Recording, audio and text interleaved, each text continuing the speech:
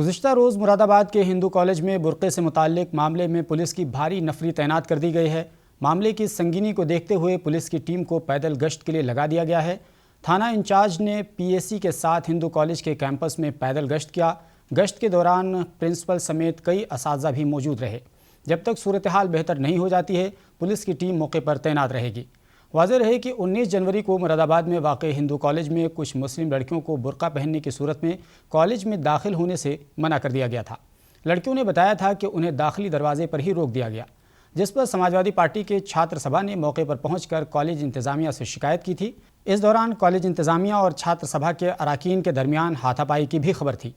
फ़िलहाल हालात नॉर्मल हैं और बुर्का पहनने वाली तालिबात के लिए गेट के पास एक चेंजिंग रूम बना दिया गया है, जहां वो बुर्का उतार कर क्लासरूम में जा सकती हैं। एक मां ने अपने आशिक के साथ मिलकर अपने ही 10 साला मासूम को गला दबाकर मौत के घाट उतार दिया। पुलिस ने इस बात का इंकशाफ करते हुए मुलजिम मां और उसके आशिक के खिलाफ मुकदमा दर्ज करके उन्हें जेल भेज दिया है। मामला उत्तर प्रदेश के ज़िला बिजनौर में तहसील चांदपुर के तहत आने वाले एक गांव जाफरपुर कोट का है, जहां 16 जनवरी को 10 साला वरुण की लाश गन्ने के खेत में मिली थी।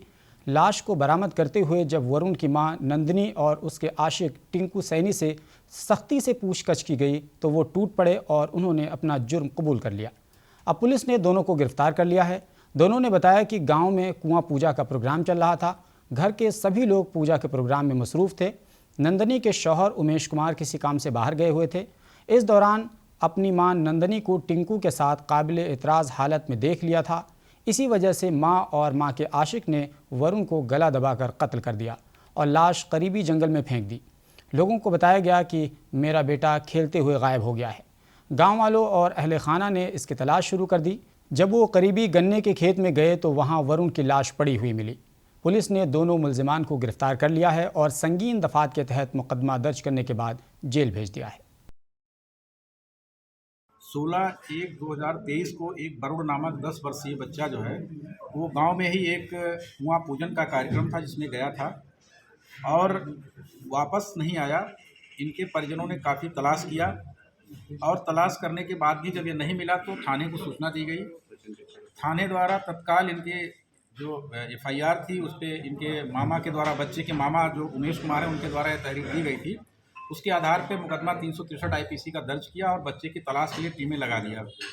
काफ़ी तलाश किया गया, बच्चा नहीं मिला। नेक्स्ट डे फिर तलाश इसकी जारी रही और सायंकाल 17 तारीख को बच्चा जो है वो एक गांव के पास ही गन्ने के खेत में मिला।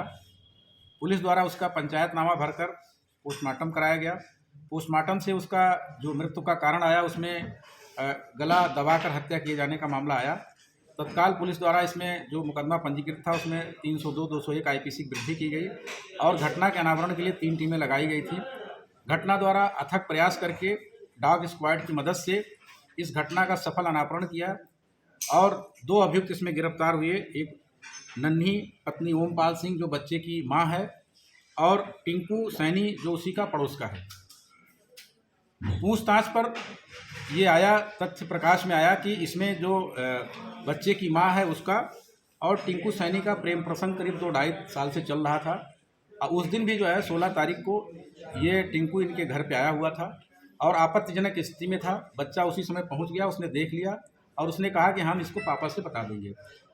इसी डर से कि ये लोक लाज की डर से कि ये लोगों को जानकारी हो जाएगी और हमारी काफ़ी इसमें बेइज्जती होगी, इन दोनों ने जो है बच्चे का गला दबा करके उसकी हत्या कर दिए और शव को जो है वो पास में ही गांव के पास ही गन्ने के खेत में डाल दिया। तो इस तरह से जो है इसमें गहन पतारसी, सुरागरसी एवं डॉग स्क्वाड की मदद से पुलिस को जो है एक ब्लाइंड केस जो था और एक सेंसेशनल केस कहिए इसको, चूँकि ये 10 वर्षीय बच्चा था, उसकी हत्या हुई थी और हत्या करके शव को गन्ने के खेत में डाला गया था, इसका सफल अनावरण किया और दोनों अभियुक्त जो गिरफ्तार किए गए हैं, नन्ही पत्नी ओमपाल सिंह, टिंकू सैनी, इनको आज गिरफ्तार करके माननीय न्यायालय के समक्ष पेश किया जा रहा है और इसमें अन्य अग्रिम कार्रवाई की जा रही है। एक तरफ यूपी के वज़ीर आला योगी आदित्यनाथ रियासत में बदउनवानी पर ज़ीरो टॉलरेंस की बात करते हैं, वहीं दूसरी तरफ उन्हीं के इलाके के पंचायत मेंबर और मंडल के साबिक सदर ने 2 करोड़ रुपए की फर्जी अदायगी का इल्ज़ाम लगाया है।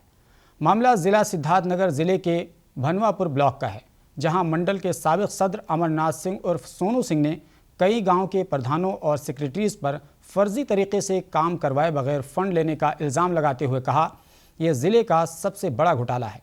उन्होंने कहा कि कई गांवों में एक ही नाम पर 5-5 आईडी जनरेट करके काम करवाए बगैर ही अदायगी ले ली गई है और यह सारा खेल 2017 से ही चल रहा है। जब ये मामला मेरी जानकारी में आया, मार्च में मैंने खंड विकास अधिकारी से शिकायत की, पुनः मुख्य विकास अधिकारी सिद्धार्थनगर से कहा।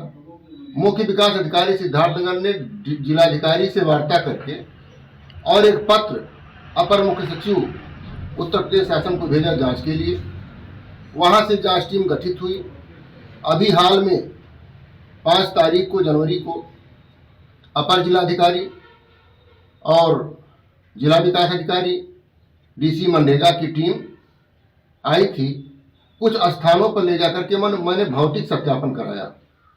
उनको बताया भी कि सड़क एक है परंतु 5 आईडी है, 5 आईडी जनरेट हुआ है, सबका भुगतान हो चुका है, 1 वर्ष बीत जाने के बाद काम नहीं हुआ।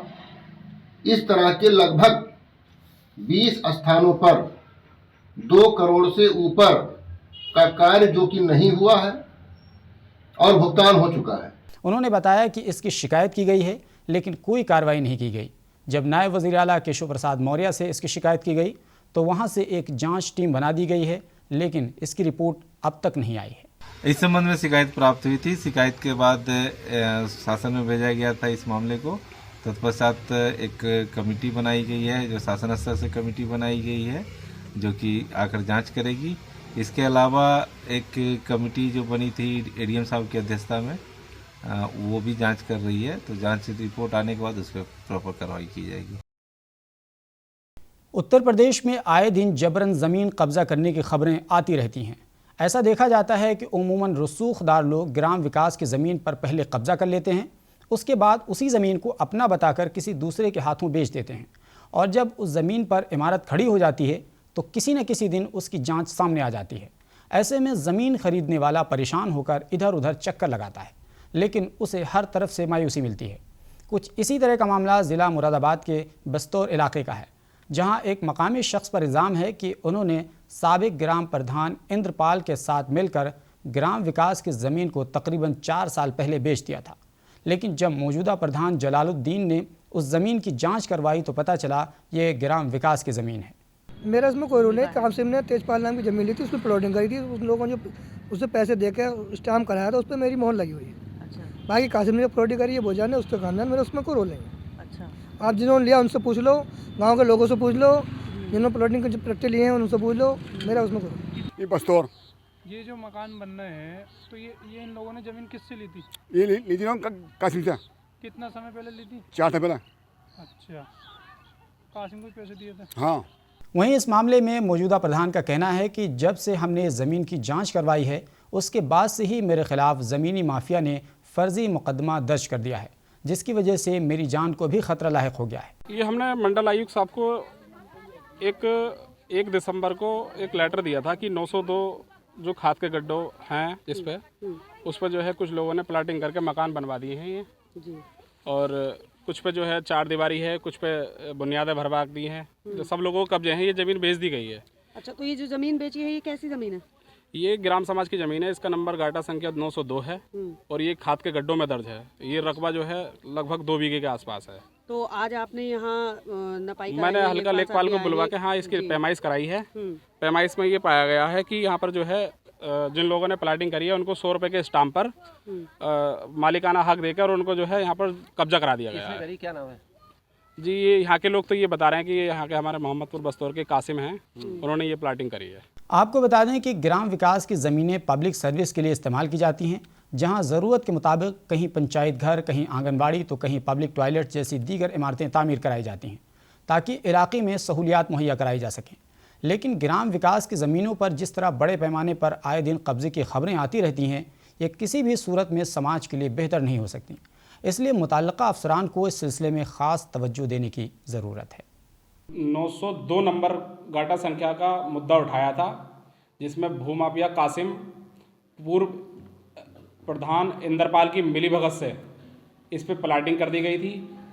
लेखपाल ने और मैंने जब इसका मुद्दा उठाया और जब जानकारी की तो इन्होंने हम पे दबाव बनाने के लिए हम पे आरोप लगाते हुए ये पूर्व प्रधान इंद्रपाल का तहेरा भाई है मित्रपाल, इसने अपने विकलांग भाई का सहारा लिया हमें बदनाम करने के लिए। जबकि पूरा मामला ये है कि ग्राम समाज पे इन्होंने प्लाटिंग करी है और ये इसमें फंस रहे थे लेखपाल द्वारा और मेरे द्वारा, तो इसलिए लेखपाल का और मेरा आरोप लगाया है इन्होंने।